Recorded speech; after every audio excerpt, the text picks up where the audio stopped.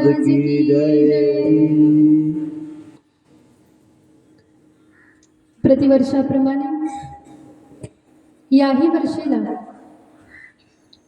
श्री मध्वमुनीश्वर महाराजांच्या कृपाशीर्वादाने, किसनगिरी बाबांच्या कृपाशीर्वादाने आरंभ झालेला अखंड हरिनाम सप्ताह,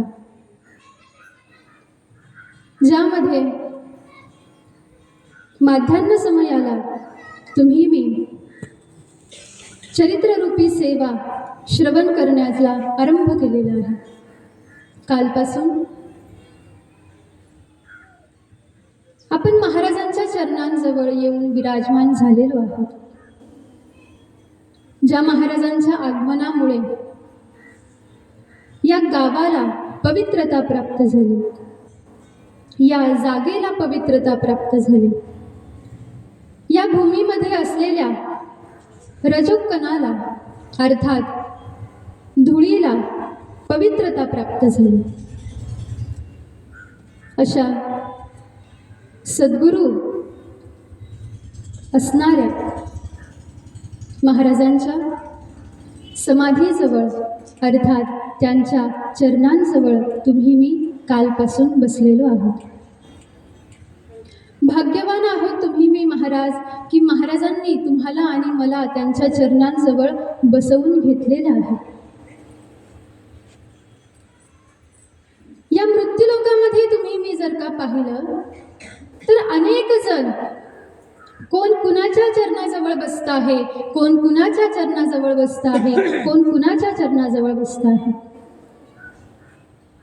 पण त्यातल्या त्यात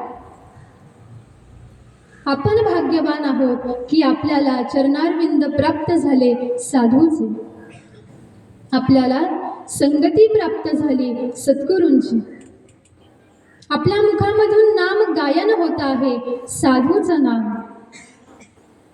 काल आपण महात्म्य पाहिलं की का ऐकावं संतांचं चरित्र, का त्यांची कीर्ती गायन करावी. कारण वर्णन करत असताना आपण हे चिंतन श्रवण केलेलं आहे महाराज की साधूचं पद, संतांचं पद हे देवाच्या पदापेक्षा सुद्धा वरिष्ठ आहे. किती सामर्थ्य आहे ज्ञानोबारायांकडे, किती सामर्थ्य आहे तुकोबारायांकडे, किती सामर्थ्य आहे नाथांकडे.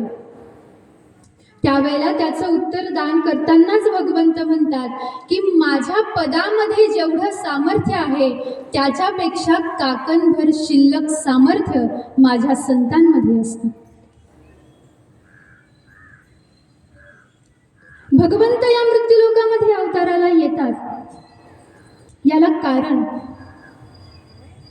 त्यांचे भक्त आहेत. भगवंत या मृत्यूलोकामध्ये अवताराला येतात याला कारण दोन आहेत, ज्याचं वर्णन करताना भगवंत म्हणतात परित्राणाय साधूनां विनाशाय च दुष्कृतां धर्म संस्थापनार्थाय संभवामि युगे युगे. पहिलं कारण वर्णन केलं परित्राणाय साधूनां, मी या मृत्यूलोकामध्ये अवताराला येतो याला कारण साधू आहेत, याला कारण माझे संत आहेत, याला कारण सद्गुरू आहेत. एक कारण वर्णन केलं आणि दुसरं कारण वर्णन केलेलं आहे धर्माची पुन्हा स्थापना करण्यासाठी वेळोवेळी या मृत्यूलोकामध्ये मी अवताराला येतो. पण या ठिकाणावरती तुम्हाला मला चिंतन पाहायचं आहे साधूच्या सामर्थ्याचं. या मृत्यूलोकामध्ये साधू आहेत म्हणून भगवंत आहेत. या मृत्यूलोकामध्ये साधू भगवंतांच्या नामाचा प्रचार करतात म्हणून तुम्हाला मला भगवंतांची ओळख प्राप्त होते. आपल्याला कोणी सांगितलं की देव आहे, त्या देवाचं नाम हे आहे, त्या देवाला विठ्ठल म्हणतात, त्या देवाला कृष्ण म्हणतात, त्या देवाला राम म्हणतात, हे कुणी सांगितलं महाराज? आपल्या बुद्धीनं आपल्याला प्रेरणा केली का? आपल्या बुद्धीला हे स्फुरण झालं का? नाही. आपला जन्म झाल्यापासून नव्हे नव्हे कोट्यावधी जन्मांपासून आपल्या कानावरती अखंड या साधूंच्या मुखामधून देवाची जी कीर्ती पडते आहे, हे त्याला कारण आहे की तुम्हाला मला देवाचं स्मरण होत आहे. भगवंत तुमच्या माझ्यासमोर प्रगट होतील, प्रगट झाले असतील, तर याला एकमेव कारण सद्गुरू आहेत, याला एकमेव कारण संत आहेत. पहा, ज्या वेळेला तुम्ही मी भगवंतांची भक्ती साधना करण्यासाठी आरंभ करतो, काल आपण हे जरासं चिंतन श्रवण केलेलं आहे, लाडकी लेक मी संतांची, त्याचा परिणाम मजवरी कृपा बहुतांची. तुका म्हणे आम्ही लढिवाळे, तुका म्हणे आम्ही बाळे, या देवाचे लढिवाळे. काल आपण श्रवण केलं की देवाला प्रसन्न करायचं असेल तर देवाचे जे लाडके आहेत त्यांचं आपण लाडकं होऊन जाऊ. आणि श्रीमद भागवतामध्ये सुद्धा असा प्रसंग वर्णन केलेला आहे महाराज. ज्या वेळेला वेदव्यासजी महाराज वर्णन करतात की राजा परीक्षितींना ज्या वेळेला शाप प्राप्त झाला की राजन, या 7 दिवसामध्ये तुझा मृत्यू होणार आहे, तक्षक नावाचा सर्प तुला दंश करेल आणि त्याच्या विषाच्या परिणाम स्वरूपाने राजन तुझा मृत्यू होणार आहे. हे ज्या वेळेला राजा परीक्षितींच्या लक्षात आलं, त्यावेळेला राजा परीक्षितींनी सर्वसंग परित्याग केला. कोण होते राजे परीक्षिती? चक्रवर्ती सम्राट, हस्तिनापूरचे राजे आहेत राजे परीक्षिती. परंतु जसंच लक्षात आलं की आता माझा मृत्यू समीप आलेला आहे, तत्क्षणाला राजा परीक्षितींनी चक्रवर्ती राज्य असलेलं, सम्राट असलेलं पद त्यागून दिलं, वल्गल परिधान केले आणि वनामध्ये येऊन पोहोचले. भगवंतांना प्रसन्न करायचं होतं, भगवंतांना प्रसन्न केलं तर माझा उद्धार होईल हे वर्म माहीत होतं. मग काय करावं? मग याच्यासाठी भगवंतांची शरणागती केली आणि अखंड भगवंतांचं नाम राजे परीक्षिती गायन करत आहेत. अखंड राजा परीक्षितींच्या मुखामधून भगवंतांचं नाम बाहेर पडत आहे, संकीर्तन होत आहे, स्मरण होत आहे. पण त्याचा परिणाम असा झाला की भगवंत राजा परीक्षितींसमोर प्रकट झाले नाहीत. मग प्रश्न तुमच्या माझ्यासमोर हा उपस्थित होतो महाराज की जर राजे परीक्षिती भगवंतांचं नाम गायन करत होते तर भगवंत का प्रकट झाले नाही? त्या प्रसंगामध्ये भगवंत प्रकट झाले नाहीत, तर भगवंतांनी शुकदेवजी महाराजांना आदेश दिला की वनामध्ये राजा परीक्षिती सर्वसंग परित्याग करून माझी शरणागती करून माझं अखंड नाम गायन करतो आहे. महाराजांना आदेश दिला की तुम्ही परीक्षिती जवळ जा आणि त्याला ज्ञानाचं दान करा. इकडं नामस्मरणामध्ये संकीर्तनामध्ये तल्लीन झालेले आहेत राजे परीक्षिती आणि अचानक नेत्र उघडले तर पाहतात तर काय, समोर शुकदेवजी महाराज विराजमान झालेले आहेत. शुकदेवजी महाराजांना पाहिलं आणि मनोमन भाव जागृती झाली. हा भाव उत्पन्न झाला की समोर आलेले माझे सद्गुरू आहेत. सद्गुरूंची शरणागती राजा परीक्षितींकडून घडली. मग या प्रसंगामध्ये प्रश्न असा उपस्थित होतो की जर देवाचं नाम राजे परीक्षिती गायन करत होते तर देवाचं नाम ऐकून देव का आले नाहीत? देव आले नाहीत. देवांनी शुकदेवजी महाराजांना पाठवलं आणि शुकदेवजी महाराज सद्गुरू म्हणून राजा परीक्षितींसमोर उपस्थित आहेत. तर याला उत्तर असं आहे, पहा, आपण किती जरी देवाचं नाम गायन केलं, अर्थात देवाचं नाम गायन करावं, भगवंतांचं नाम गायन करावं, ते नाम गायन केल्याचा परिणाम काय होत असतो? ते नाम गायन केल्याचा परिणाम सद्गुरूंची, साधूची, संताची भेट तुम्हाला मला होत असते. पहा, सरळ जाऊन कुणालाच आजपर्यंत भगवंतांची भेट झालेली नाही.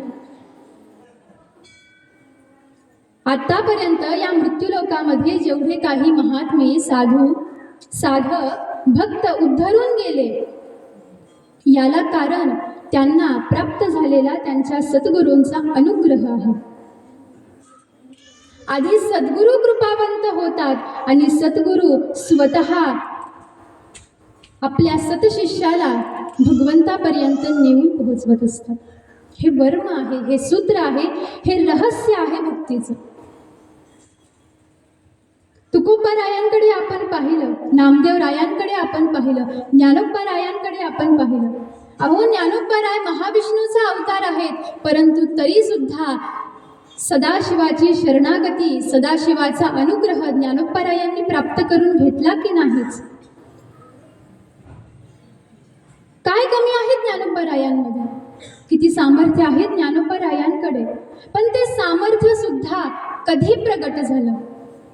ज्या वेळेला निवृत्तीनाथांचा अनुग्रह प्राप्त झाला, त्याच्यानंतर ज्ञानोबारायांनी रेड्याच्या मुखामधून वेद बोलवून घेतले, त्यानंतर झालेला आहे. आधी अनुग्रह प्राप्त करून घेतला, आधी सेवा केली,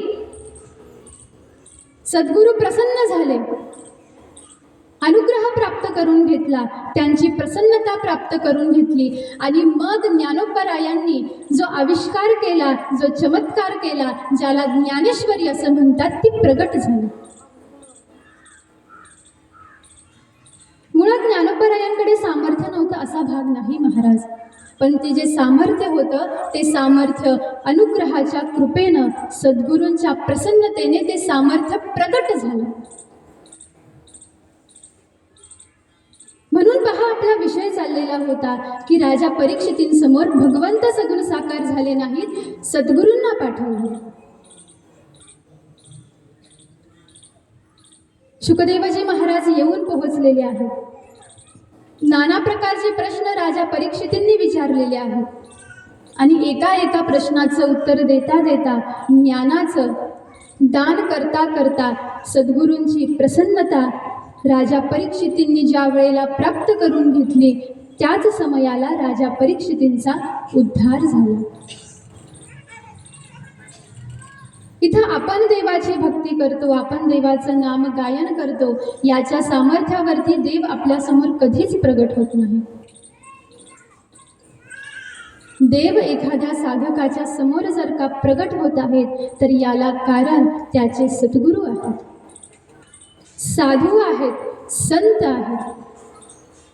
आणि म्हणून पहा, ज्या वेळेला तुम्ही मी भगवंतांचं नाम गायन करू, सद्गुरूंची भेट तुम्हाला मला झालेली आहे, आणि सद्गुरूंच्या सानिध्यामध्ये ज्या वेळेला तुम्ही मी ते सांगतील, त्यांच्या मार्गदर्शनाखाली ज्या वेळेला तुम्ही मी साधना आरंभ करू, ज्या वेळेला सद्गुरू स्वतः तुमचा हात, माझा हात त्यांच्या हातामध्ये घट्ट धरून ठेवतील, आणि त्या आपल्यासोबत ज्या वेळेला सद्गुरू आपली वाटचाल करून घेतील महाराज, त्यावेळेला आपल्या एक गोष्ट लक्षात येईल.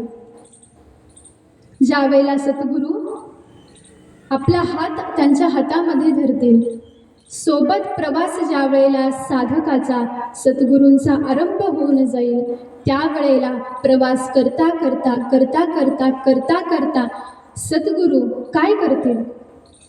एक विलक्षण अनुभूती त्या शिष्याला दान करतात, आणि त्या शिष्याला ही गोष्ट लक्षात येते महाराज, की ज्यांनी माझा हात धरलेला आहे आणि जे मला त्या भगवंतापर्यंत नेऊन पोहोचवणार आहेत, ते सद्गुरू जरी असले तरी सुद्धा तेच भगवंत आहेत. गुरुर् ब्रह्मा गुरुर्विष्णू गुरुर्देवो महेश्वरः गुरुर् साक्षात परब्रह्म तस्मै श्री गुरवे नमः. ही अनुभूती प्राप्त होती. राम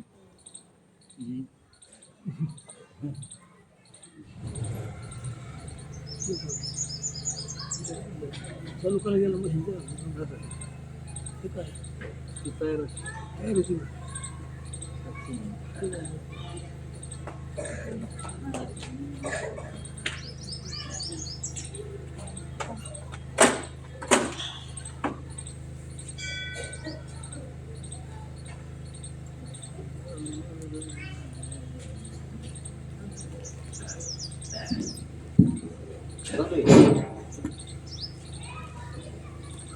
राम.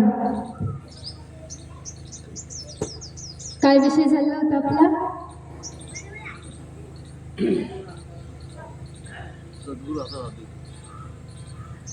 सद्गुरूंनी आपला हात, सद्गुरूंनी त्याच्या सतशिष्याचा हात हातामध्ये धरलेला आहे. दोघांची वाटचाल आरंभ झालेली आहे आणि वाटचाल करता करता करता करता एक क्षण असा येतो की त्यावेळेला त्या सतशिष्याला ही अनुभूती होती की ज्याच्यापर्यंत मला जायचं आहे तोच सद्गुरू होऊन माझा हात त्यानेच धरलेला आहे आणि तो स्वतः मला त्याच्यापर्यंत नेतो आहे. ही अनुभूती तुम्हाला मला प्राप्त करून घ्यायची आहे आणि हे साध्य आहे महाराज तुमच्या माझ्या जीवन जगण्याचं. हे ध्येय आहे तुमच्या माझ्या जीवनाचं. सद्गुरूंची भेट, सद्गुरूंची शरणागती आणि त्या सद्गुरूंमध्ये असलेला तो भगवंत, ते परब्रह्म तत्व आपल्या समोर प्रकट करून घेणे हे साध्य आहे तुमच्या माझ्या जीवन जगण्याचं. आणि यालाच म्हणतात भगवंतांची प्रसन्नता आणि यालाच म्हणतात भगवंतांचं प्रागट्य. इथपर्यंत जायचं आहे तुम्हाला मला. आणि मग ही वाटचाल जर का तुम्हाला मला आरंभ करायची आहे तर त्या रस्त्यावरती, त्या राजमार्गावरती पहिलं पाऊल टाकावं लागतं ते संतांच्या आश्रयाचं. पहिलं पाऊल टाकावं लागतं संतांच्या चरित्राचं. संतांचं चरित्र हृदयामध्ये स्थित करून पहिलं पाऊल टाकावं लागतं. आणि आपली वाटचाल सुद्धा आपल्याला अशीच करायची आहे. आणि म्हणूनच पहा, कदाचित मध्वमुनी महाराजांना तुमच्या माझ्यावरती कृपा करायची इच्छा झाली असेल महाराज, आणि त्यांनी तुम्हाला मला त्यांच्या दरबारामध्ये बोलावून घेतलं. नुकतंच बोलावून घेतलं नाही तर आपल्या कानांमधून ते त्यांच्या चरित्राचं, त्यांच्या सामर्थ्याचं, त्यांच्या नामाचं जे अमृत आहे ते अमृत तुम्हाला मला प्राशन करवत आहे. एवढे उदार असतात साधू, एवढे उदार असतात संत, एवढे उदार असतात सद्गुरू. म्हणून त्यांच्या चरित्राचा आश्रय तुम्हाला मला घ्यायचा आहे. म्हणून त्यांचं चरित्र अखंड तुम्ही मी श्रवण करायचं आहे. पहा, या मृत्यूलोकामध्ये अनेक जीव जीवन जगतात. कोट्यावधी जीव जीवन जगतात. पशु जगतात, पक्षी जगतात, माणसं सुद्धा जगतात. या ठिकाणावरती कुणाच्या येण्यानं एखाद्याचं जगणं थांबत नाही आणि कुणाच्या जाण्यानं हे जग सुद्धा थांबत नाही. उपजे आणि नाशे, नाशिले ते पुनरपी दिसे, हे घटिका यंत्र जैसे परिभ्रमेगा. ज्ञानोबराय सांगतात हे कसं आहे. उपजे आणि नाशे, याची उत्पत्ती सुद्धा होते. उत्पत्ती चालूच आहे, चालूच आहे. एका बाजूला उत्पत्ती चालू आहे आणि दुसऱ्या बाजूला नाशही चालू आहे. एखादा जीव या मृत्यूलोकामध्ये जन्माला येतो तर त्याच क्षणाला एखादा जीव हा मृत्यूलोक सोडून जातो आहे. इथं एखाद्याच्या येण्याने एखादा जीवन जगत नाही आणि एखाद्याच्या जाण्याने इथं कोणाचं जगणं थांबत नाही. परंतु पहा, या मृत्यूलोकामध्ये माणसं जन्माला येतात. या मृत्यूलोकामध्ये साधू संत येतात आणि या मृत्यूलोकामध्ये भगवंत येतात. एक जीव तुम्ही मी पाहू. या मृत्यूलोकामध्ये भगवंत येतात. कशासाठी? याचं कारण आपण आरंभी श्रवण केलेलं आहे. परित्राणाय साधूना विनाशाय च दुष्कृता. भगवंत या मृत्यूलोकामध्ये अवताराला येतात. एक कारण साधूंमुळे, एक कारण साधूंच्या संरक्षणासाठी आणि दुसरं कारण धर्माची स्थापना करण्यासाठी. तसं पाहायला गेलं तर भगवंतांना या मृत्यूलोकामध्ये येण्याची काही आवश्यकता नाही किंवा भगवंतांना मृत्यूलोकामध्ये येण्याची इच्छा सुद्धा नाही. कारण या लोकाचं नावच काय आहे? मृत्यूलोक. की जो या लोकामध्ये आला एक ना एक दिवस त्याचा मृत्यू हा निश्चित आहे. पण तरी सुद्धा अशा लोकांमध्ये, अशा मृत्यू लोकामध्ये भगवंत येतात. याला कारण साधू आहेत, याला कारण धर्म संस्थापना आहे. हा एक घटक झाला. या मृत्यू लोकामध्ये भगवंत येतात. या मृत्यू लोकामध्ये दुसरा घटक येतो, ज्या घटकाला म्हणतात जीव, अर्थात तुम्ही मी. आपण या मृत्यू लोकामध्ये कशाला येतो महाराज? कसे येतो? त्यावेळेला त्याचं एक कारण वर्णन करत असताना ज्ञानोबराय म्हणतात, अगाकर्मी जे उरावे ते सुखदुःखी फळावे, ते भोगावया यावे लागे देहा एका. आपली इच्छा असो अथवा आपली इच्छा नसो, आपल्याला या मृत्यू लोकामध्ये यावंच लागतं. सकारात्मक यावंच लागतं. अनेक कारण आहेत मग आपले या मृत्यू लोकामध्ये येण्यासाठी. एक कारण वर्णन केलं की पूर्व जन्मामध्ये आपल्याकडून जशा प्रकारचे कर्म घडतील, ते कर्म घडल्याचा परिणाम, ते संचित, ते प्रारब्ध जसं तयार होईल, ते तयार झालेलं प्रारब्ध, त्या प्रारब्धाचे भोग भोगण्यासाठी तुम्हाला मला या मृत्यू लोकामध्ये यावं लागतं. हे एक कारण झालं. दुसरं कारण आहे वासनेचा परिणाम. पूर्वजन्मामध्ये मरत असताना याची वासना हिच्यामध्ये अडकली आणि परिणाम काय झाला? त्याची वासना तिच्यामध्ये अडकल्याचा परिणाम असा झाला की पुढच्या जन्मामध्ये तो ती झालेला आहे. हा परिणाम वासनेचा आहे. म्हणून पहा की मृत्यूच्या समयाला ज्याच्या मनामध्ये जी वासना असेल, जी इच्छा असेल, जी आकांक्षा असेल, ती वासना, ती इच्छा आणि ती आकांक्षा मनुष्याच्या पुनर्जन्माला कारण ठरत असते. आपण या मृत्यू लोकामध्ये येतो याला एक कारण वासना सुद्धा आहे. आणि तिसरं कारण वर्णन केलेलं आहे, पाप आणि पुण्य मनुष्याचं सम झालं की तो या मृत्यू लोकामध्ये मनुष्य म्हणून अवताराला येतो. ज्या वेळेला एखाद्या जीवाचं पाप आणि पुण्य हे समान झालेलं आहे, त्या जीवाला मनुष्याचा देह प्राप्त होत असतो. पाप अधिक झालेला आहे, पुण्य कमी झालेलं आहे, तर निकृष्टाती निकृष्ट योनी त्या जीवाला प्राप्त होते. पुण्य अधिक झालेलं आहे, पाप कमी झालेलं आहे, तर त्यावेळेला पवित्र कुळ, वंश त्याला प्राप्त होत असतो. उच्च वर्णामध्ये, उच्च घरामध्ये, उच्च देशामध्ये त्याचा जन्म होत असतो. म्हणून आपण कोणत्या ठिकाणावरती जन्माला आलेलो आहोत याला कारण सुद्धा आपलं पापच आहे आणि आपलं पुण्य आहे. अशी 3 कारण आहेत पहा तुमच्या माझ्या जन्माला येण्यासाठी. एक कारण जे कर्म केलेलं आहे त्या कर्माचा भोग भोगण्यासाठी यावं लागतं.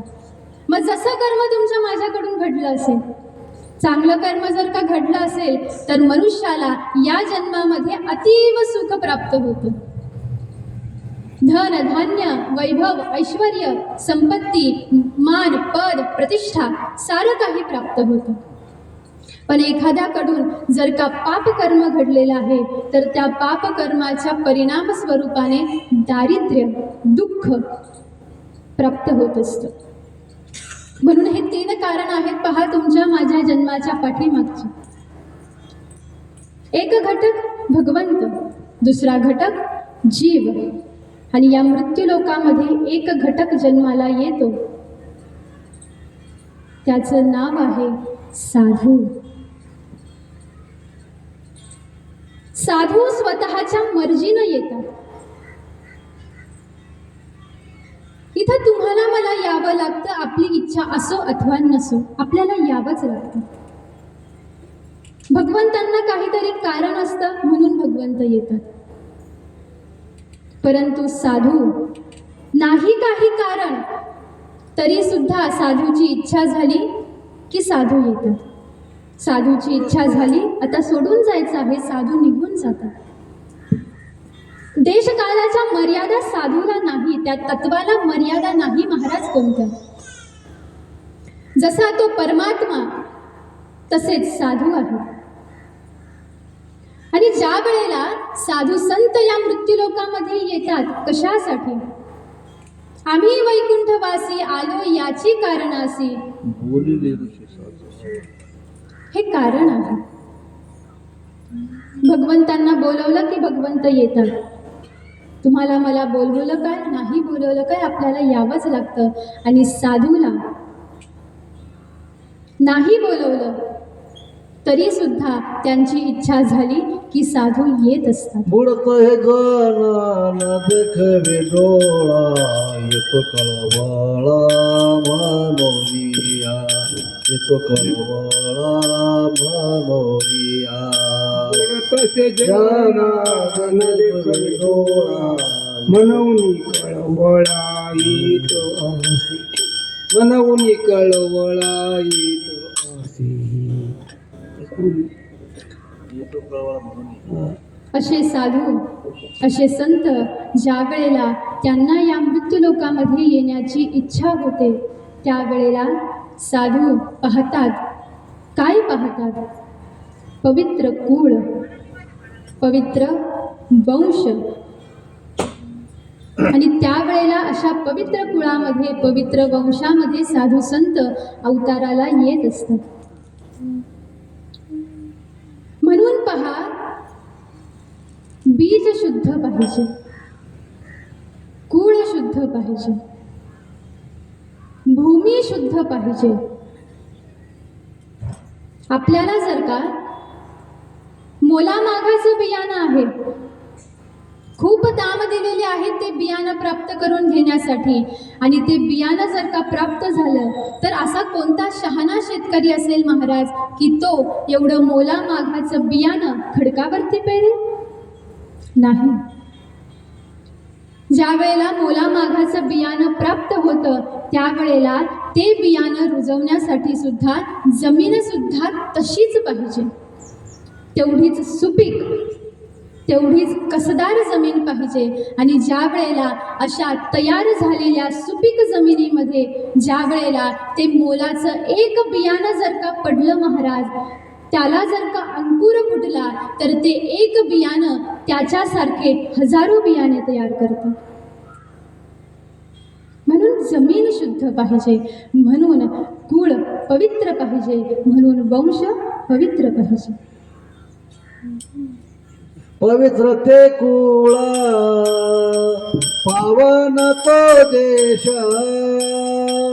पवित्र ते कुळा, पावन तो देश. अरे पवित्र ते कुळ, पावन तो देश, पवित्र ते कुळ, पावन तो देश.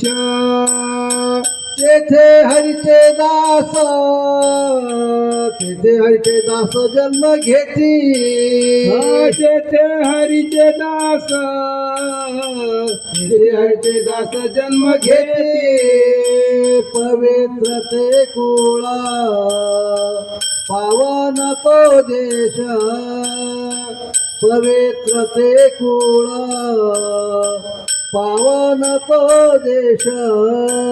हरी पवित्र ते कुळ, पावन तो देश,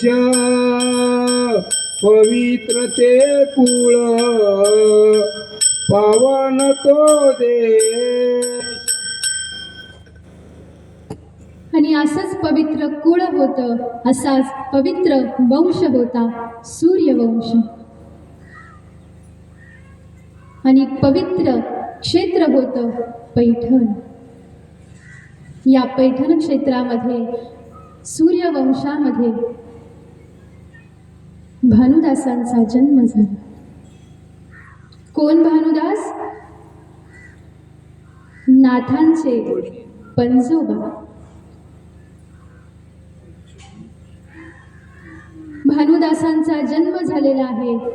पवित्र पैठण क्षेत्र आहे, पवित्र गोदावरी माता आहे, गंगा आहे आणि अशा साधूचा अवतार या ठिकाणावरती झालेला आहे. भानुदासांचा जन्म झाला. सूर्योपासक आहेत भानुदास. लहानपणापासूनच सूर्याची आराधना, सूर्याची उपासना आरंभ केलेली आहे. आणि कारण सुद्धा तसंच, कारण कुळच सूर्यकुळ आहे.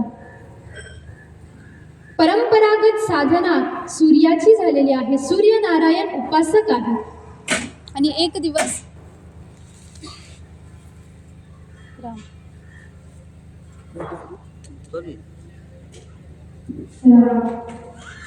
दिवस असं झालं पहा. लहानपणापासून कुशाग्र बुद्धिमत्ता भानुदासांना प्राप्त झालेली आहे. अलौकिक तेज प्राप्त झालेलं आहे, बुद्धिमत्ता प्राप्त झालेली आहे. परंतु एवढं असून सुद्धा ज्या वेळेला भानुदासांचा 8व्या वर्षी व्रतबंध संस्कार पूर्ण केला, त्यावेळेला वडिलांची अशी इच्छा होती की आता भानुदासाने वेदांचं अध्ययन करून घ्यावं, शास्त्रांचं अध्ययन करून घ्यावं. सकल शास्त्र, सकल उपनिषद सारं काही आता भानुदासाने पूर्ण करून घ्यावे. परंतु भानुदासांकडे ज्या वेळेला पाहिलं महाराज, त्यावेळेला विरक्त वृत्ती होती भानुदासांची. वडिलांनी जो पाठ दिलेला आहे त्या पाठाचं अध्ययन भानुदास करत नव्हते.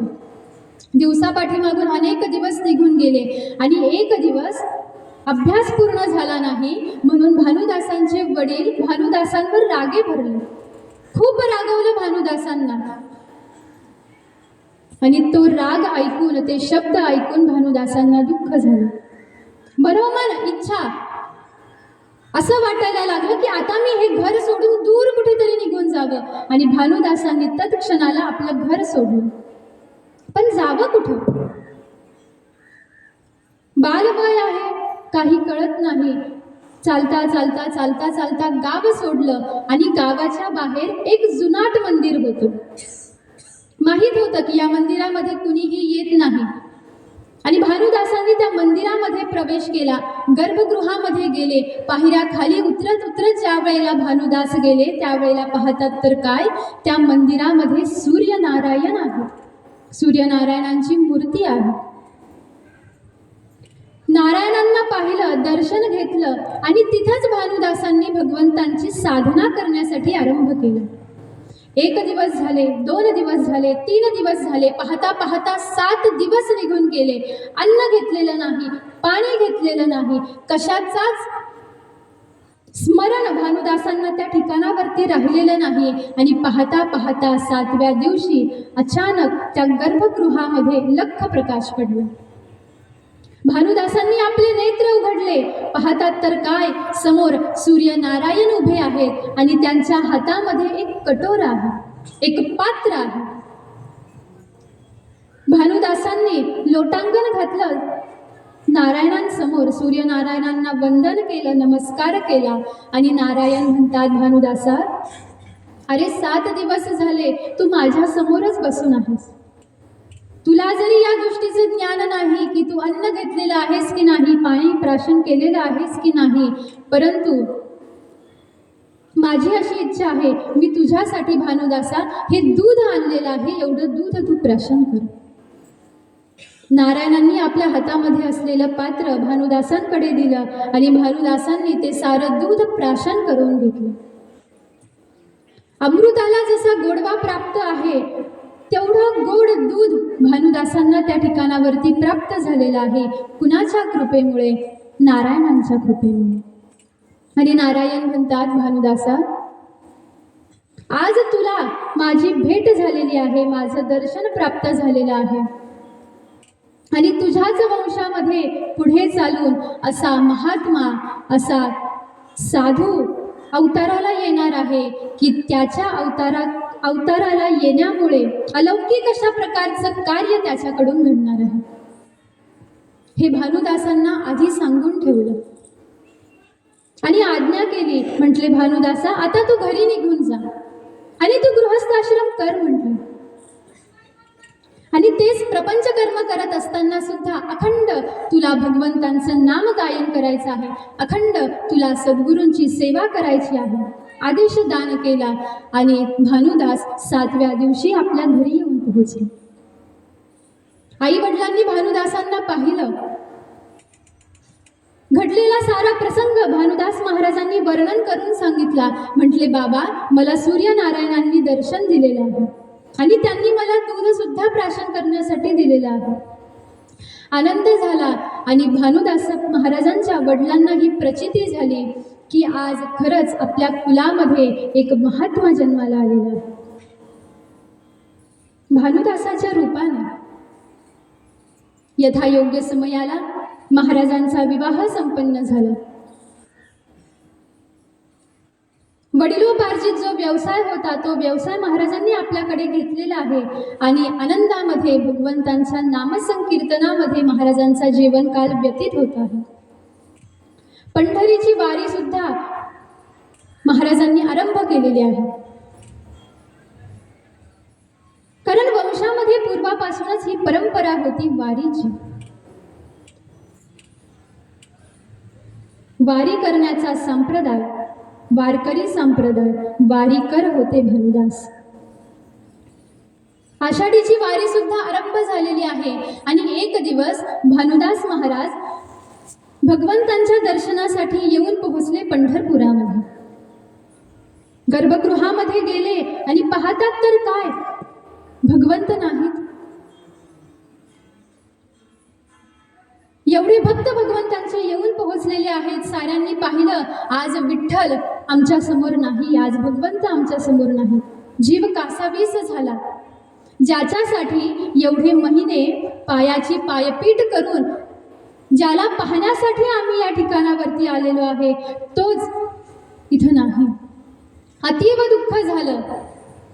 भानुदासांच्या सुद्धा ही गोष्ट लक्षात आली आणि त्यावेळेला महाराजांच्या कानावरती ही गोष्ट गेली की विजयनगरचा जो राजा आहे, नाम कृष्णदेवराय, या राजा कृष्णदेवरायने काय केलं, ज्या वेळेला तो पंढरपुरामध्ये आलेला होता त्यावेळेला त्याने ज्या वेळेला भगवंतांना पाहिलं, भगवंतांचं रूप पाहिलं, मनोहारी रूप पाहिलं आणि त्या रूपाला भुलला, आकर्षण निर्माण झालं आणि त्या राजाने विचार केला की माझ्याकडून काही रोज रोज भगवंतांचं दर्शन होणं शक्य नाही.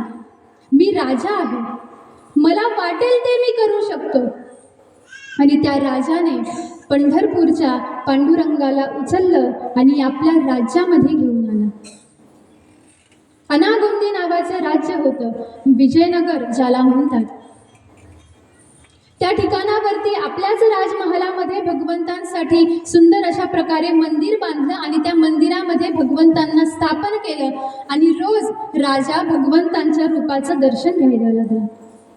ही गोष्ट ज्या वेळेला महाराजांच्या लक्षात आली त्यावेळेला पंढरपुरावरून निघालेले महाराज येऊन पोहोचले कर्नाटक राज्यामध्ये विजयनगरला.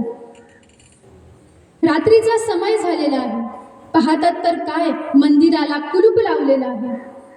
दोन्ही बाजूला पहारेकरी सैनिक उभे आहेत. महाराज भगवंतांच्या समोर येऊन पोहोचले, मंदिराच्या समोर येऊन पोहोचले आणि जसंच भानुदासांना भगवंतांनी पाहिलं, अचानक जे पहारेकरी जागे होते त्यांना झोप लागून गेली.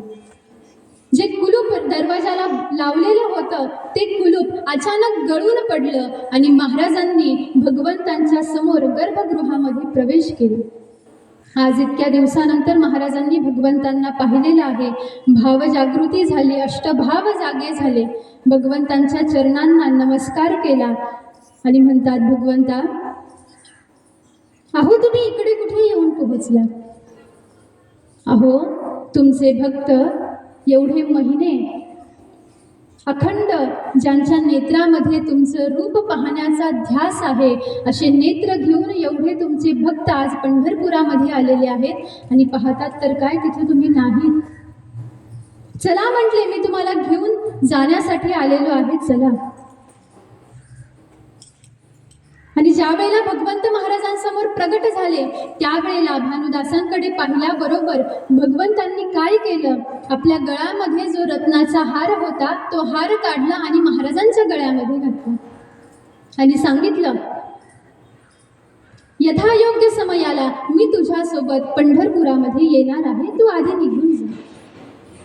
भगवंतांचा आदेश प्राप्त झाला आणि महाराज पुन्हा मंदिराच्या बाहेर येऊन पोहोचले. पुन्हा कुलप लागले आणि जे झोपलेले पहारेकरी होते त्यांना पुन्हा जाग आली. इकडं महाराज एका झाडाच्या खाली ध्यानमग्न झाले आणि अखंड भगवंतांचं नामसंकीर्तन करण्यामध्ये तल्लीन झालेले आहेत. प्रभात समय झाला.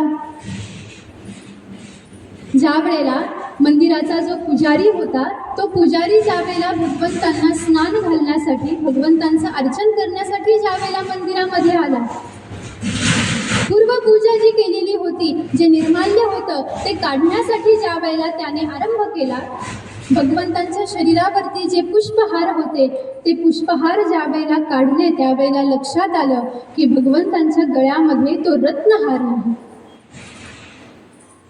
पाहता पाहता ती गोष्ट राजापर्यंत जाऊन पोहोचली. साऱ्या राज्यामध्ये वार्ता दिली की जो कोणी ज्याने रत्नहार चोरी केलेला आहे त्याला जो कोणी अटक करून आणेल, पकडून आणेल, त्याला तो जे मागेल ते मी देण्यासाठी तयार आहे. दवंडी पेटवण्यात आली आणि सारे सैनिक त्या रत्नहाराचा शोध घेण्यासाठी साऱ्यांनी आरंभ केलेला आहे. अनेक गाव पाहून झाले, प्रत्येक घर पाहून झालं आणि पाहता पाहता ज्या वेळेला अरण्यामध्ये शोधाशोध सुरू झाली त्यावेळेला एका झाडाखाली महाराज बसलेले होते. भानुदास महाराजांकडे येऊन पोहोचले.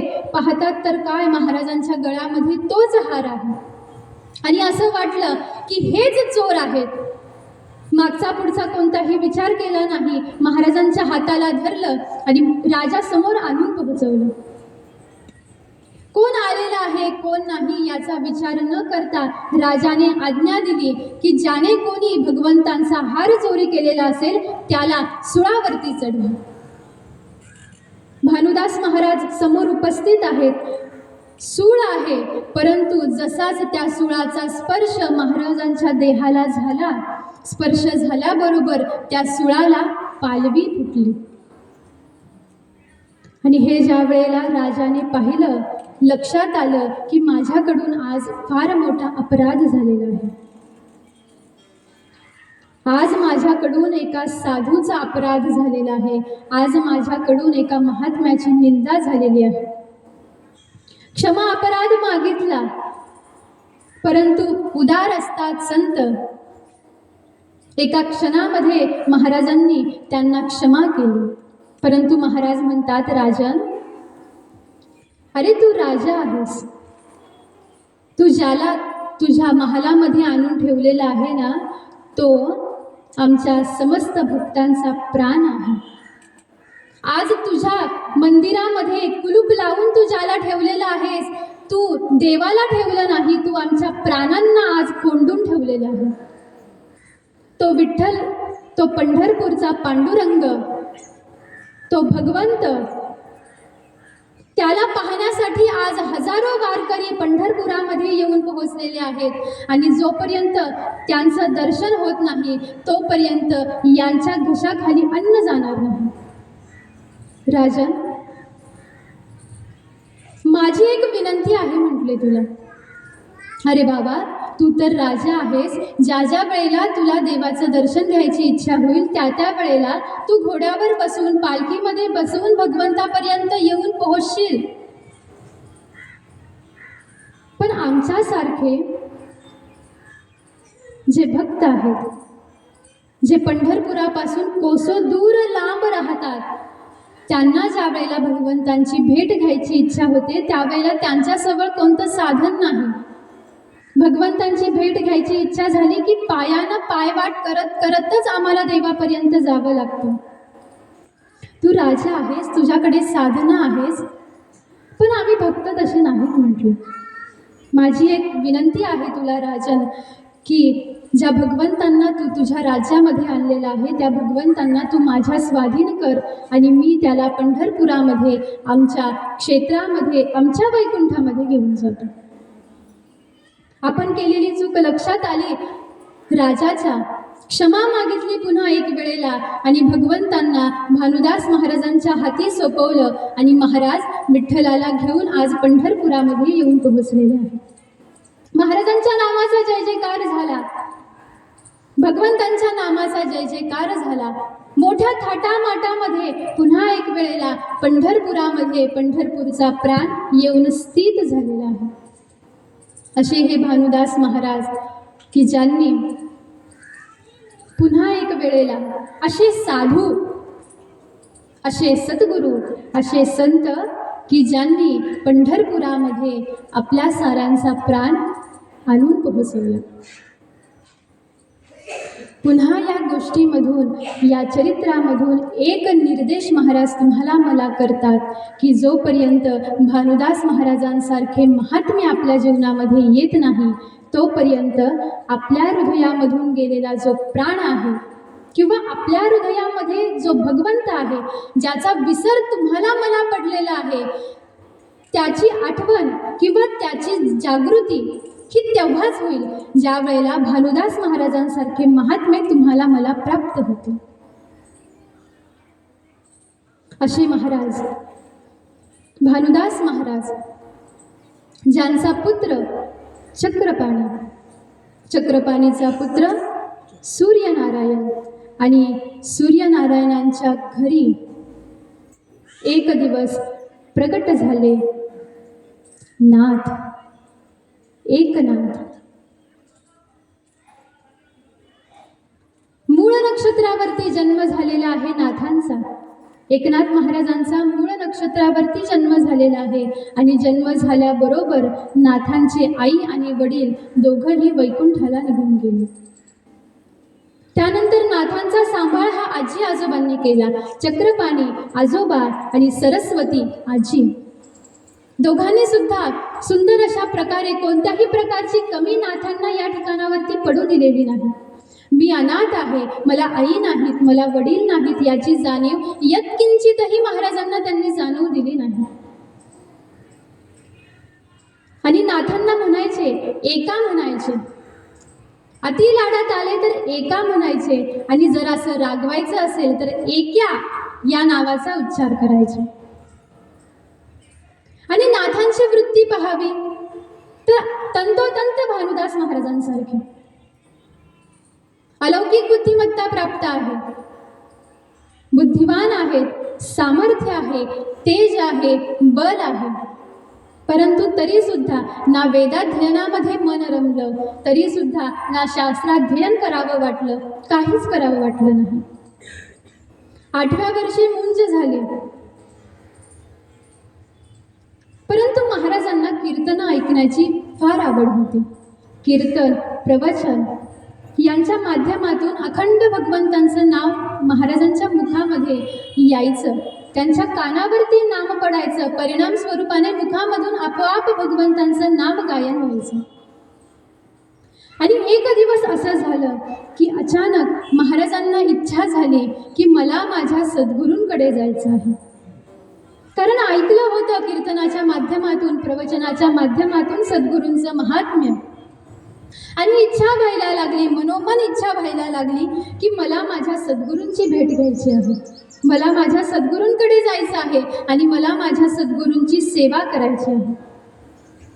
आणि ज्या वेळेला या विचाराने अतीव जोर गेला महाराजांच्या मनबुद्धीवरती, त्यावेळेला कुठल्याही प्रकारचा विचार न करता आज 8 वर्षाचे असणारे नाथ घराच्या बाहेर पडले.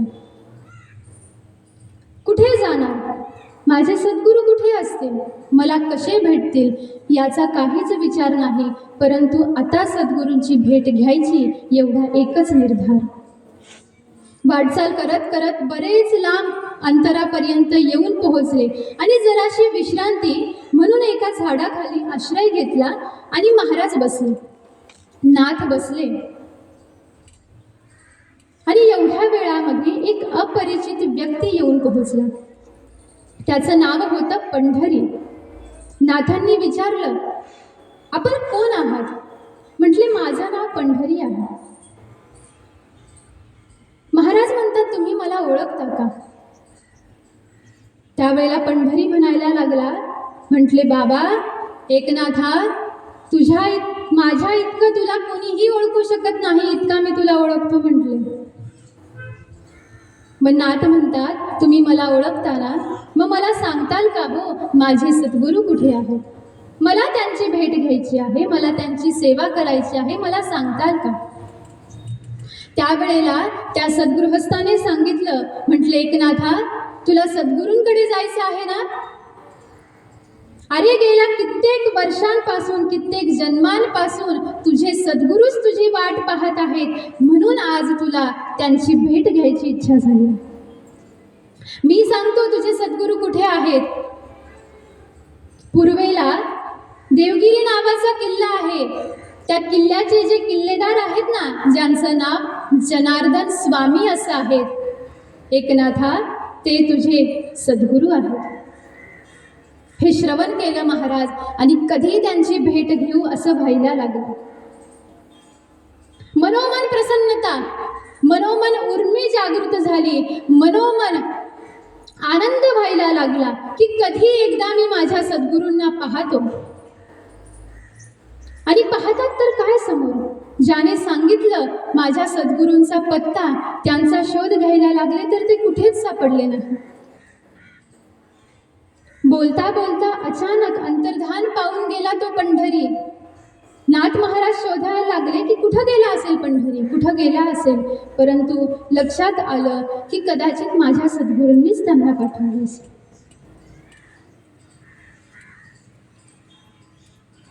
साहस, धैर्य, आनंद, उर्मी एकवटून आलं आणि खडतर 3 दिवस न थांबता, न बसता, अन्नग्रहण न करता, पाणी प्राशन न करता, अखंड पायपीट करत करत, अखंड वाटचाल करत करत आज 3ऱ्या दिवशी नाथ देवगिरीच्या किल्ल्यावरती येऊन पोहोचले. किल्लेदारांनी अडवलं नाही. किल्ल्यामध्ये प्रवेश केला, पायऱ्या चढत चढत वर गेले, महालाच्या महाद्वारावरती उभे राहिले. महाद्वाराचं दार स्वतःच्या हाताने लोटलं, आतमध्ये प्रवेश केला आणि पाहतात तर काय, समोर पांढरे शुभ्र वस्त्र ज्यांनी परिधान केलेले आहेत, अंगावरती उपर्ण, शुभ्र उपर्ण ज्यांनी धारण केलेलं आहे, मस्तकावरती सुंदर अशा प्रकारचं पागोट धारण केलेलं आहे, ललाटावरती चंदन तिलक केलेलं आहे, संपूर्ण अंगाला भस्म चर्चित केलेलं आहे, अशी मूर्ती पाहिली आणि लक्षात आलं समोर हा जो अवतार उभा आहे हे माझे सद्गुरू आहेत. सद्गुरूंना पाहिलं आणि जागीच उभे होते. जशी एखादी काठी धरावी आणि सोडून द्यावी, ती जशी दणकन जमिनीवर पडते, तसं सद्गुरूंना पाहिलं आणि नाथ जमिनीवरती पडून गेले. हा कशाचा परिणाम आहे? याला म्हणतात अष्टसात्विक भाव जागृत होईल. जो पहा, काल आपण एक विषय श्रवण केला की ज्या वेळेला तुम्ही मी भगवंतांचं नाम गायन करतो, आपण नाम का गायन करतो? राम म्हटलं की काय होतं आपल्याला? कुणी सांगू शकेल? राम म्हटलं की कोणी पैसे देतं का तुम्हाला? तुम्ही विठ्ठल म्हटलं की कोणी तुम्हाला एक वेळचं जेवण देतं का? दिलं आजपर्यंत कोणी? तुम्ही घरामध्ये स्वस्त बसलेला आहात, एक वेळ राम म्हटले आणि अचानक तुमच्या समोर पैसे येऊन पडले, असं झालंय? मग जर का काहीच लाभ प्राप्त होत नाही तरी सुद्धा जर का तुमच्या मुखामधून राम निघतो आहे, तरी सुद्धा तुमच्या मुखामधून विठ्ठल निघतो आहे, तरी सुद्धा तुमच्या मुखामधून कृष्ण निघतो आहे, हे कशामुळे होतं? त्यावेळेला काल आपण एक चिंतन श्रवण केलं महाराज, की ज्या वेळेला मुखामधून राम निघतो त्यावेळेला त्याचा परिणाम जरी शरीरावरती दिसत नसला, त्याचं कारण जरी तुम्हाला मला माहीत नसलं, तरी सुद्धा तो राम अर्थात ते जे तत्व आहे ते तत्वच तुमच्या माझ्या हृदयामध्ये स्थित आहे. राम म्हटलं की ते राम तत्व जे हृदयामध्ये स्थित आहे तेच तत्व हळूहळू जागृत होत आहे, ते तत्व पुष्ट होत आहे, ते तत्व उल्हासित होत आहे, प्रसन्न होत आहे, ते तत्व तेजपुंज होत आहे आणि म्हणून तुमच्या मुखामधून माझ्या मुखामधून राम निघतो आहे. हे जे अखंड गायन होतं ना आपल्याकडून, याला कारण तेच आहे. ते जे आत्मतत्व तुमच्या माझ्या हृदयामध्ये स्थित आहे ना, ते आत्मतत्व तुमच्या माझ्याकडून हे करवून घेत आहे. आणि ज्या वेळेला सद्गुरूंना पाहिलं एकनाथ महाराजांनी, त्यावेळेला त्या आत्मतत्वाला जाणीव झाली, त्यावेळेला ते आत्मतत्व प्रकाशित झालं, त्यावेळेला ते आत्मतत्व प्रसन्न झालं, त्या आत्मतत्वाला जे हवं होतं ते भेटलं, त्याचं दर्शन झालं आणि म्हणून त्याचा परिणाम हा नाथांच्या देहावरती झाला. एखादी काठी असते ना, ती हातामध्ये आपण धरावी आणि अचानक सोडून द्यावी. ती काठी पडताना हा विचार करते का की मला लागेल, मी जर इतक्या उंचीवरून पडले तर मला दुखापत होईल? नाही महाराज, तसं हे बंधन असतं, तसा हा भाव असतो ज्याला अष्टसात्विक भाव म्हणतात. या अष्टसात्विक भावांमधला हा एक प्रकार आहे. हे एक वंदन आहे. जसं दंडवत वंदन तुम्ही मी करतो तसा हा प्रकार आहे महाराज. सद्गुरूंना पाहिलं आणि नाथ धाराशायी झाले, लोटांगण घातलं, दंडवत प्रणाम केला. सद्गुरूंनी आपल्या हाताने महाराजांना उठवलं, म्हटले नाथा, अरे कधीपासून मी तुझी वाट पाहत होतो, किती उशीर केलास म्हटले येण्यासाठी, पण आता आलेला आहेस ना, माझ्या जवळच थांब. 8 वर्षाचे आहेत नाथ महाराज, घरदार सोडून आलेले आहेत, कशाचाच विचार केलेला नाही. सद्गुरूंनी सांगितलं आणि थांबलं. मग नुसतं थांबायचं नाही तर सद्गुरूंची सेवा करायची. मग काय सेवा करायची नाथ महाराज? ज्या वेळेला सद्गुरू उठायचे, सद्गुरू उठण्याच्या अगोदर नाथ महाराज उठायचे, प्रातर्विधी संपन्न करायचे, स्नान करायचे. आपले सद्गुरू उठल्यानंतर सद्गुरूंचं जे आसन आहे, जे अंथरूण आहे, जी शय्या आहे, ती शय्या व्यवस्थित घडी घालून ठेवून द्यायचे. सद्गुरू स्नानाला जाणार असतील तर स्नानाची पूर्व तयारी करायची. सद्गुरूंचं स्नान होईपर्यंत सद्गुरूंना पूजा करण्यासाठी जी काही साधन सामुग्री लागत असेल ती साधन सामुग्रीची जमवाजमव करायची. सद्गुरू पूजा करण्यासाठी विराजमान झालेले आहेत. सद्गुरूंच्या पाठीमागे छोटेसे नाथ बसलेले आहेत आणि आपल्या छोट्याशा हाताने सद्गुरूंसाठी चंदन उगाळून देत आहेत. ही सेवा आरंभ केली. सद्गुरूंची पूजा होईपर्यंत तिथंच बसायचे. पूजा झाल्यानंतर ज्या वेळेला सद्गुरू स्तोत्राचं पठण करायचे, भागवताचं गायन करायचे, भागवताचं गायन करायचे, त्यावेळेला नाथ महाराज सुद्धा अतिशय एकचित्त होऊन सारं काही सद्गुरूंच्या मुखांमधून श्रवण करायचे. मग नाथांकडे पाहता पाहता सद्गुरूंना काहीतरी सांगावं वाटलं, एखाद्या ओवीवरती, एखाद्या श्लोकावरती जरासं निरूपण करावं वाटलं तर सद्गुरू निरूपण सुद्धा करायचे नाथांसाठी आणि नाथ श्रवण करायचे. सद्गुरूंचं सारं पूजा कर्म, ध्यान कर्म आटोपलं की सद्गुरू कचेरीमध्ये निघून जायचे, कारण किल्लेदार होते, वतनदारी होती, त्यामुळे कामकाजही होतं. सद्गुरू निघून गेले की मग नाथ आपल्या आईसाहेबांकडे जायचे, अर्थात सद्गुरूंच्या धर्मपत्नी आईसाहेबांकडे जायचे. आईसाहेबांना स्वयंपाक कर्मामध्ये मदत करू लागायचे. मग भाजी चिरून देतील, जेवायला बसले की ताटामध्ये अन्न वाढवून देतील. उष्ट काढतील, भांडे घासतील, झाडून घेतील, सारवून घेतील, असं नाथ महाराजांनी आईसाहेबांना सुद्धा अनेक कामांमध्ये मदत केलेली आहे. नवे नवे नाथ महाराज सेवा करत आहेत.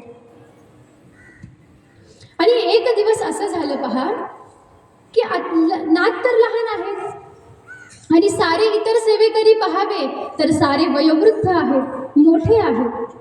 आणि ज्या वेळेला सारे जण एकत्र येऊन काम करायचे त्यावेळेला नाथ महाराजांचा स्वभाव हा थोडासा खेळकर होता. आणि नाथ महाराजांमध्ये हे सामर्थ्य होतं किंवा नाथ महाराजांना ही कला होती की नाथ महाराज बसल्या बसल्या नाथांना काव्य स्फुरण व्हायचं. आणि त्याच्याच परिणामाने किंवा त्याचंच प्रगट रूप म्हणजे नाथांनी भारूड तयार केलेलं आहे.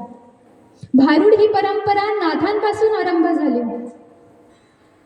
एडका हे जे काही काव्य आहेत महाराज हे नाथांपासून आरंभ झालेले आहे. मग छोटेसे नाथ सारेजण आपापलं काम करत आहेत, सेवा करत आहेत. नाथांना जरासा विरंगुळा म्हणून नाथ काहीतरी काव्य स्फुरण करायचे, एखादी घटना तयार करायचे मनोमन कल्पित आणि त्या घटनेचं नाटकीय रूपांतर साऱ्यांसमोर करायचे. मग साऱ्यांना आवडायचं. मग माध्यान्ह समय झाला, जराशी विश्रांतीची वेळ आली की सेवक म्हणायचे, नाथा आज आमच्यासमोर हे नाटकीय रूपांतर करून दाखव, आम्हाला आज हे ऐकायची इच्छा आहे. आणि नाथांनी सुरू करावं. आणि एक दिवस असं झालं की इकडं नाथांनी वेश धारण केलेला आहे आणि नाथ आपल्या विश्वामध्ये जाऊन पोहोचलेले आहेत. जे मनोकल्पित जे नाट्य तयार केलेलं आहे त्याचं सादरीकरण आरंभ झालेलं आहे. आणि लक्षच नाही की पाठीमागे माझे सद्गुरू येऊन पोहोचले. सद्गुरूंनी पाहिलं की नाथाकडे ही विलक्षण कला आहे. खूप आनंद झाला, कौतुक वाटलं, पण ते प्रगट करायचं नव्हतं कारण नाथाचा उत्कर्ष अजून करवून घ्यायचा होता. म्हणून कौतुक कधीच केलं नाही.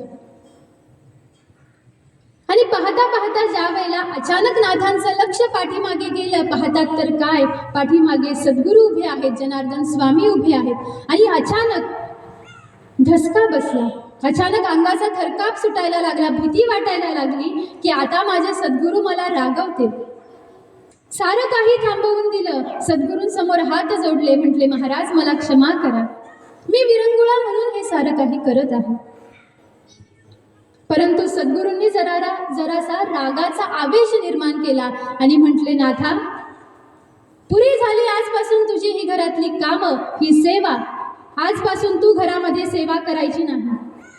म्हटले महाराज सद्गुरू माझं काही चुकलं का? याचं उत्तर मी तुला देणार नाही नाथा, परंतु माझी आज्ञा आहे की आजपासून तू घरातलं एक सुद्धा काम करायचं नाही. म्हटले महाराज मग मी काय करू?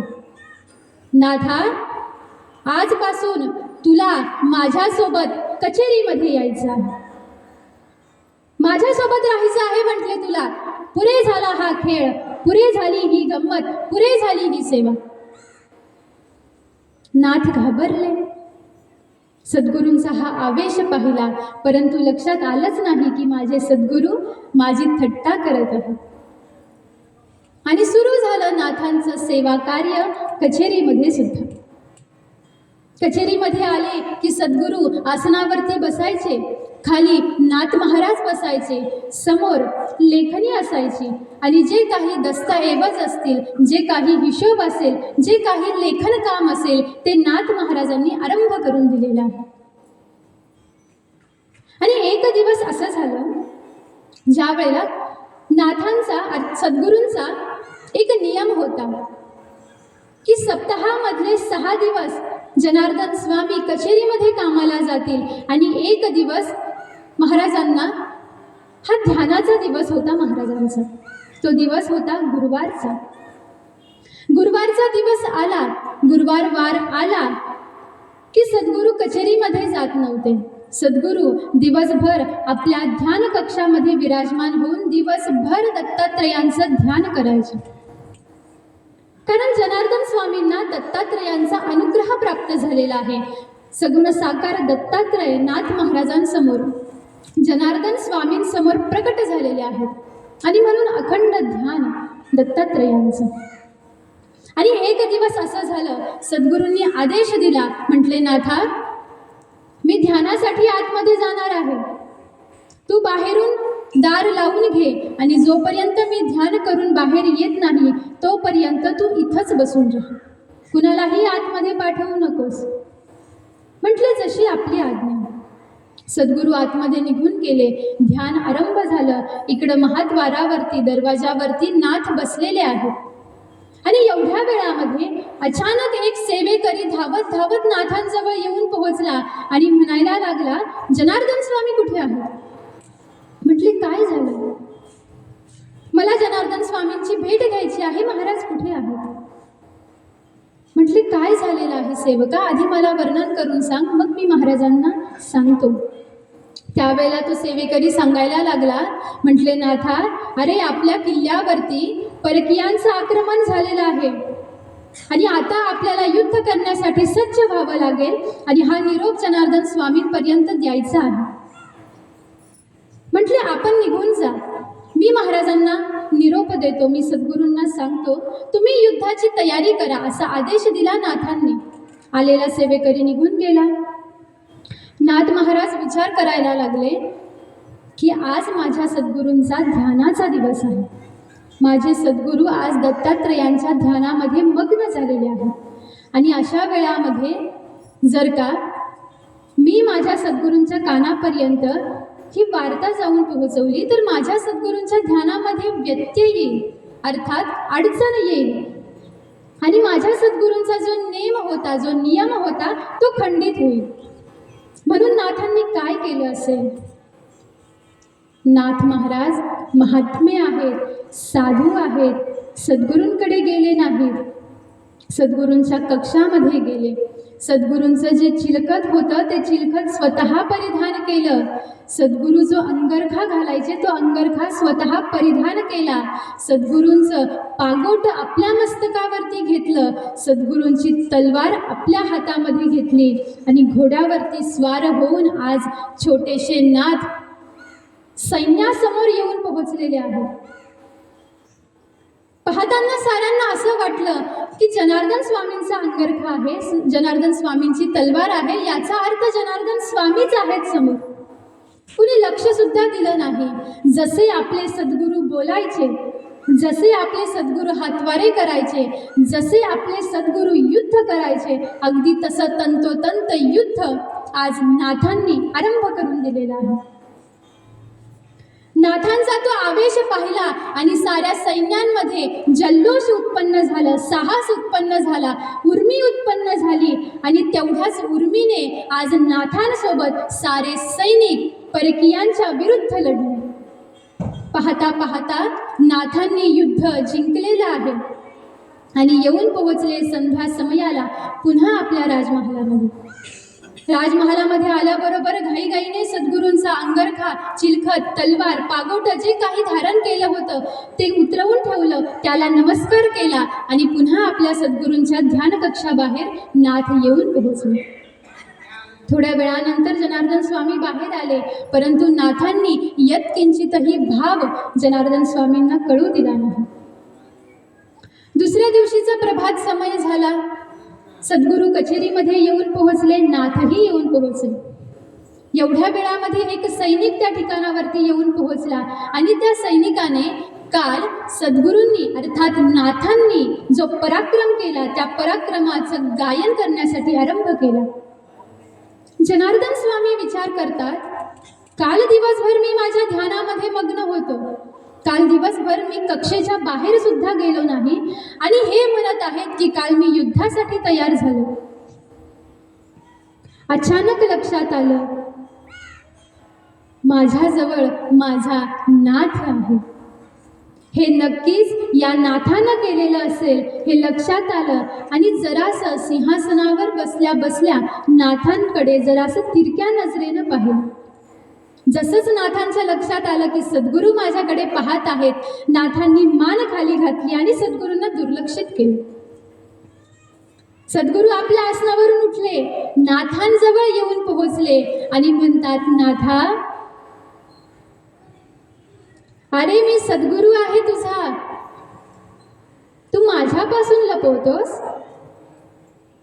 खूप छान काम केलं म्हणे, शाबासकी गायन केली, कौतुकाची थाप आज नाथांच्या पाठीवरती सद्गुरूंनी दिलेली आहे.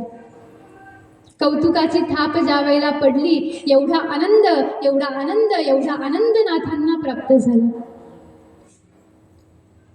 पहा, सेवेची परिपूर्णता ही कधी होते? ज्या वेळेला ज्यांची आपण सेवा करण्यासाठी आरंभ केलेला आहे, ज्या वेळेला ती केलेली सेवा ज्यांच्यासाठी आपण करत आहोत, त्या सेवेच्या परिणाम स्वरूपाने ज्या वेळेला ते प्रसन्न होतात, त्याच वेळेला आपण केलेल्या सेवेची परिपूर्णता होत असते. मग भलेही आपण कितीही कौशल्याने काम करू, कितीही युक्तिवादाने सेवा करू, परंतु केलेली सेवा जर का भगवंतांना पसंतच पडत नाही, तर एवढे कष्ट केल्याचा काय उपयोग महाराज? मग एवढे सायास केले तर ती सेवा होत नाही, तो होतो फक्त त्रास, ते होतात फक्त कष्ट. पण ज्या वेळेला केलेले कष्ट हे ज्या वेळेला सद्गुरूंना आवडतात, सद्गुरूंना ज्या वेळेला सद्गुरू प्रसन्न होतात, त्यावेळेला केलेले कष्ट, केलेले सायास, सहन केलेले भोग, सहन केलेला त्रास, सहन केलेलं दुःख याचं परिमार्जन होतं. आणि ते जे सहन केलेलं आहे ना आपण, ते सहन करणं ही सुद्धा एक प्रकारे सेवाच होत असते. आणि आज नाथांनी एवढा मोठा पराक्रम केला महाराज, सद्गुरू प्रसन्न झाले. आणि एक दिवस सद्गुरू म्हणतात, नाथा तुला दत्तात्रयांना पाहायचं आहे का? म्हटले, हो महाराज, मला प्रभूंचं दर्शन करून द्या.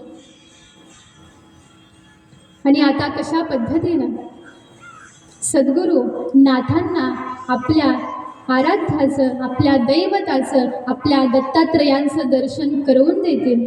कशा पद्धतीनं नाथ अनुष्ठानासाठी बसतील, कशा पद्धतीनं नाथांना कृष्ण रूपाचं दर्शन होईल, आणि कशा प्रकारे नाथ हे महाराज होतील, हा सारा कथाभाग तुम्ही मी सुद्धा वर्णन करू उद्याच्या सत्रामध्ये. झालेली सेवा गुरु महाराजांच्या चरणी समर्पित करून देऊ या ठिकाणावरती आजच्या सेवेला पूर्णविराम. सद्गुरुनाथ महाराज की जय. ओम नमो सद्गुरु, जय जय मध्वमुनी महाराज. ओम नमो सद्गुरु, जय जय मध्व